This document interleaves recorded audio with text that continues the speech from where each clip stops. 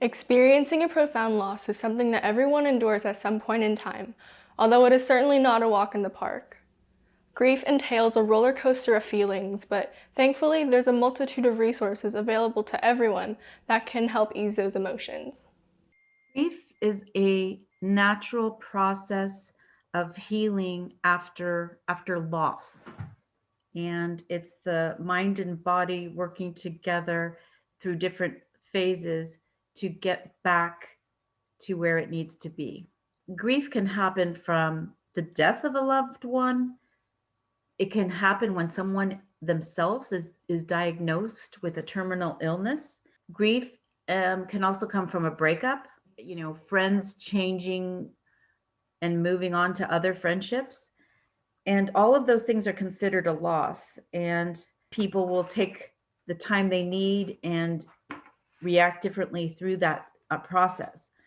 When I'm grieving, I usually can't really focus on anything else. And I kind of have to stay away from everything that reminded me of them. So in 5th grade, I had a cat, and I had to go to school one day. But before I left, my mom told me to say goodbye because they were going to take her to the vet to be put down. And I just remembered just feeling so hopeless because there was nothing I could do.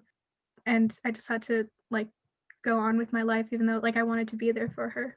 I am terrible about talking about my feelings, whether they're happy or sad or whatever. So I usually just rely on myself and sleeping, and I don't really talk to anyone when I'm going through grieving. But for my friends, they're always very supportive. Some people will try to distract themselves, trying to get back into their normal life as quick as possible.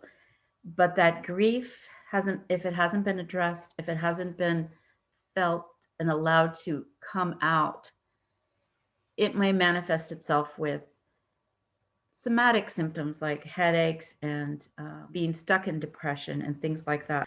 That's where it is really helpful if someone can reach out to a friend who's non-judgmental and just could be a good listener. There is a counseling agency that we use very often at Carlmont. It's called CARA, Kara, and it's grief counseling. Continue to talk to people, realize that you're not going to be the best version of yourself, so don't be hard on yourself. Remember to drink water. It sounds so simple. Water is going to get the stress hormone to leave your body, and you're going to rebound quicker. I would say just keep going. And I know everybody says this, but you really do have to stay strong, even though it is probably the hardest thing to do right now. Though everyone grieves in their own ways, and at times it can feel hopeless, anyone who may be grieving should not feel that they're alone. By utilizing emotional support systems and other grief-related resources, handling a profound loss may become just a bit easier. Reporting for Scott Center News, I'm Sabrina Lowe.